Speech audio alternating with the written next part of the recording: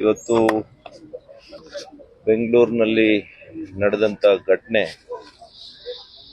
ಏನು ಹಬ್ಬದ ವಾತಾವರಣ ಹೋಗಿ ಸೂತಕದ ಮನೆಯ ವಾತಾವರಣವಾಗಿ ಪರಿಣಮಿಸಿರೋದು ನಮಗೆಲ್ಲರಿಗೂ ಕೂಡ ಅತ್ಯಂತ ದುಃಖ ತಂದಿದೆ. ಈ ಸಂದರ್ಭದಲ್ಲಿ ನಮ್ಮ ನಾಯಕರು, ಮಾಜಿ ಮುಖ್ಯಮಂತ್ರಿಗಳು ಶ್ರೀ ಬಸವರಾಜ ಬೊಮ್ಮಾಯಿರವರು, ಅದೇ ರೀತಿ ಬೆಂಗಳೂರು ಕೇಂದ್ರದ ಸಂಸದರು, ಹಿರಿಯ ನಾಯಕರು ಆಗಿರ್ತಕ್ಕಂಥ PC ಮೋಹನ್ ಅನ್ನೋರು, ನಾವು ಜೊತೆಯಲ್ಲಿ ಇವತ್ತು ಬಂದು ಗಾಯಾಳುಗಳನ್ನು ಮತ್ತು ಮೃತ ಹೊಂದಿರತಕ್ಕಂಥ ಅವರ ಪೋಷಕ ವರ್ಗದವರನ್ನು ಭೇಟಿ ಮಾಡಿ ಅವರಿಗೆ ಸಾಂತ್ವನವನ್ನು, ಧೈರ್ಯವನ್ನು ಹೇಳುವಂಥ ಕೆಲಸ ಮಾಡಲಿಕ್ಕೆ ಇಲ್ಲಿ ಬಂದಿದ್ದೇವೆ. ನಾವು ಸಾವಿನ ಮನೆಯಲ್ಲಿ ರಾಜಕಾರಣ ಮಾತನಾಡಬಾರ್ದು, ಆದರೆ ಇದು 18ನೇ ಋತು, IPLನ ಋತು. ಅಂದರೆ ಈ ಹಿಂದೆ 18 ತಂಡಗಳು ಗೆದ್ದಿದೆ. ಚೆನ್ನೈನಲ್ಲಿ, ಮುಂಬೈನಲ್ಲಿ, ಕೋಲ್ಕತ್ತಾದಲ್ಲಿ, ಹೈದರಾಬಾದ್ನಲ್ಲಿ, ಇಲ್ಲೆಲ್ಲ ಕೂಡ ಈ ರೀತಿಯ ಸಮಾರಂಭಗಳು ದೇಶದಲ್ಲಿ ನಡೆಯುತ್ತೆ. ವಿಶ್ವದ ಅನೇಕ ನಗರಗಳಲ್ಲಿ ಇದೇ ರೀತಿ ನಡೆಯುತ್ತೆ. ಆದರೆ ದುರದೃಷ್ಟ ಅಂತ ಹೇಳ್ಬೇಕಾ, ದುರಾಡಳಿತ ಅಂತ ಹೇಳ್ಬೇಕಾ, ನನಗೆ ಗೊತ್ತಾಗ್ತಾ ಇಲ್ಲ.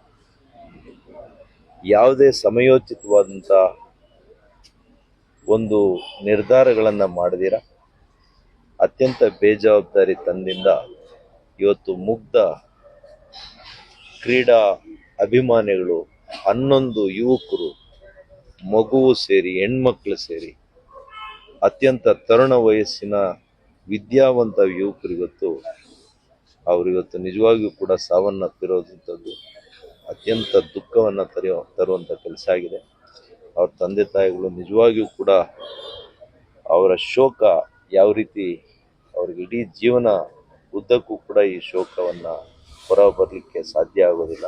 ಇವತ್ತು ಸಂಬಂಧಪಟ್ಟಂಥ ಸರ್ಕಾರ ಇವತ್ತು ವ್ಯವಸ್ಥಿತವಾಗಿ ಮಾಡಬೇಕಾಗಿತ್ತು. ಇದನ್ನು ನೆನ್ನೆನೇ ನೋಡಿದರು. ತಂಡದ ಆಟಗಾರರಿಲ್ಲ. ಮ್ಯಾಚ್ ನಡೆದಿರತಕ್ಕಂಥದ್ದು ದೂರದ ಅಹಮದಾಬಾದ್ನಲ್ಲಿ. ಅಲ್ಲಿ ಗೆದ್ದಂಥ ವಾತಾವರಣವನ್ನು ಇಲ್ಲಿ ಯಾವ ದೀಪಾವಳಿಗೂ ಕಡಿಮೆ ಇಲ್ಲದಂತೆ ಪಟಾಕಿಯನ್ನು ಸಿಡಿಸಿರ್ತಕ್ಕಂಥದ್ದು.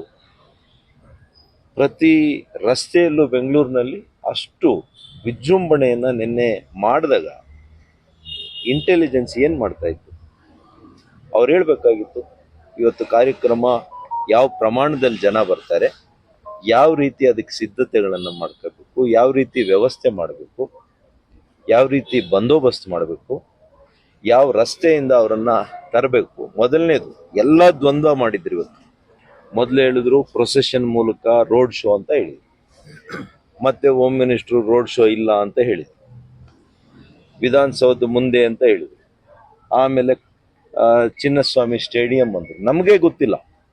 ಎಲ್ಲ ಸಂಬಂಧಪಟ್ಟಂಥ ಮಂತ್ರಿಗಳು ಹೋಗಿ ಆಟಗಾರರ ಹತ್ರ ಫೋಟೋ ತಗೊಳ್ಳೋದು, ಸೆಲ್ಫಿಗಳು ತಗೊಳ್ಳೋದು, ಅವ್ರ ಮಕ್ಕಳನ್ನ ಪರಿಚಯ ಮಾಡೋದು. ಅದಕ್ಕಿದೇನಾ ಇವತ್ತೇನ ಸಮಯ? ಇನ್ನೊಂದು ವಾರ ಆಗಿದ್ರೆ ಆಗ್ತಾ ಇರ್ಲಿಲ್ವಾ? ನಿಮ್ಮ ಮನೆಗೆ ತಿಂಡಿಗಳಿಗೆ ಕರೆದು ತಿಂಡಿ ಮಾಡಿಸ್ಬೋದಿತ್ತು ಅವ್ರನ್ನ.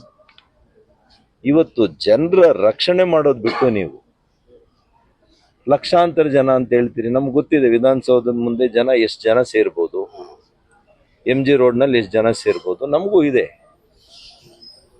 ಆ ಬೇಜವಾಬ್ದಾರಿತನವನ್ನ ನೈತಿಕವಾಗಿ ಒಪ್ಕೊಳ್ಳಿ, ಜವಾಬ್ದಾರಿಯನ್ನ ಹೊರಿ. ಇವತ್ತು ಈ ಸಾವುಗಳಿಗೆ ನೇರ ಕಾರಣ ಅಂತ ಹೇಳ್ಬೇಕಾಗ್ತದೆ ಈ ಸರ್ಕಾರ.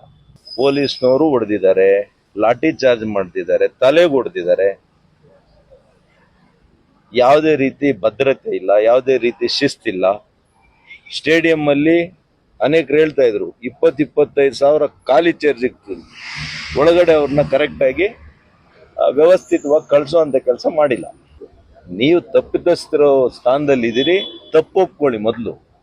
ಮತ್ತು ನಾನು ಆಗ್ರಹ ಮಾಡ್ತೇನೆ, ನಾನು ನಮ್ಮ ಕೇಂದ್ರ ಗೃಹ ಸಚಿವರಿಗೂ ಮನವಿ ಮಾಡ್ತೇನೆ, ಇದನ್ನ sitting supreme court judge, not less than supreme court sitting judge ಇರ್ಬೋದು, ಹೈಕೋರ್ಟ್ ಸಿಟ್ಟಿಂಗ್ ಜಡ್ಜ್ ನೇತೃತ್ವದ ತನಿಖೆಯನ್ನ ಆಗಬೇಕು.